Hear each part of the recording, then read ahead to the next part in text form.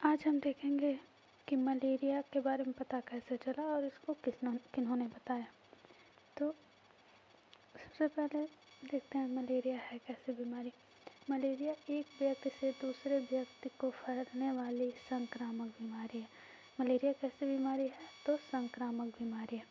तो इस पे आपका क्वेश्चन बन सकता है कि इनमें से संक्रामक बीमारी है मलेरिया, कैंसर, पीलिया, हैजा, ऐसे दे देंगे। तो संक्रामक बीमारी पे आप मलेरिया पे लगाएंगे। संक्रामक बीमारी का मतलब होता है कि ऐसी बीमारी जो एक व्यक्ति से दूसरे व्यक्ति तक पहुंचता है, उसको हम संक्रामक बीमारी कहते हैं। यह बीमारी मच्छरों के काटने से होता है। तो अब आपका क्वेश्चन एक भी बनता है, इनमें से कौन मच्छरों के काटने से बनता है? 2-4 ऑप्शन दे देंगे। मच्छर मलेरिया के जीवों के वाहक होते हैं। अब जो मच्छर हैं ये मलेरिया के जीवों को एक व्यक्ति से दूसरे व्यक्ति तक ले जाते हैं। तो ये भी पूछ सकता है कि मलेरिया के जीवों के वाहक कौन हैं। ठीक है। एक वैज्ञानिक हुए जिनका नाम था रोनाल्ड रॉस। ये हमारे आपकी तरफ व्यक्ति थे, लेकिन ये अपने सपनों में खोए होते थे, पेंटिंग करते थे, ड्राइंग करते थे।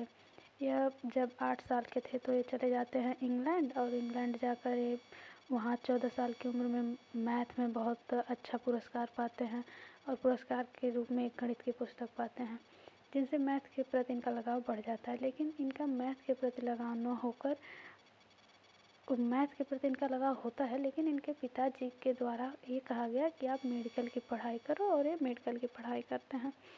और जब ये डॉक्टर बन जाते हैं तो इनको इंडिया आने का मौका मिलता है, और उस समय इंडिया में मलेरिया फैला हुआ था।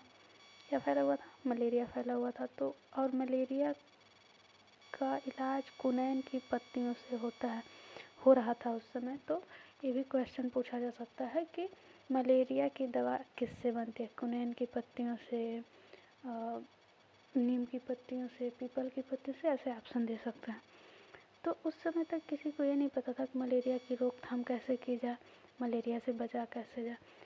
लेकिन जब ये भारत आए तो इन्होंने ये देखा कि जहाँ पे ज़्यादा मच्छर है वहाँ पे मलेरिया भी ज़्यादा है। तो इन्होंने कोई संबंध तो नहीं स्थापित किया, लेकिन ये कहा लोगों से कि आप लोग मच्छरों से बचिए, गंदा पानी मत इकट्ठा होने दीजिए, नालियों को साफ़ रखिए, उनको ढक के रखिए।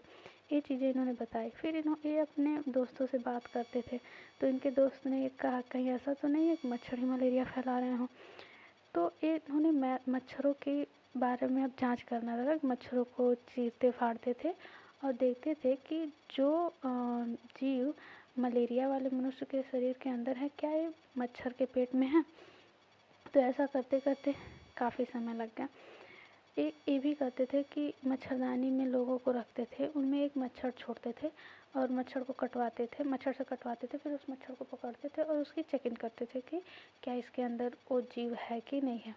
फिर धीरे धीरे ऐसे करते करते 10 साल बीत गए। 10 साल तक इन्हें कुछ पता नहीं चला। एक व्यक्ति थे जिनका नाम था हुसैन। हुसैन ये क्या करते थे कि हुसैन को सबसे ज़्यादा मच्छर कटवाए थे, जिसने ने इनकी बहुत हेल्प की। और एक अब्दुल थे जो इनके क्लिनिक में काम करते थे, वो भी इनको बहुत ज़्यादा सपोर्ट किए। फिर 16 साल बाद इनकी तलाश पूरी होती है और ये देखते हैं कि एक मादा एनाफिल मच्छर है।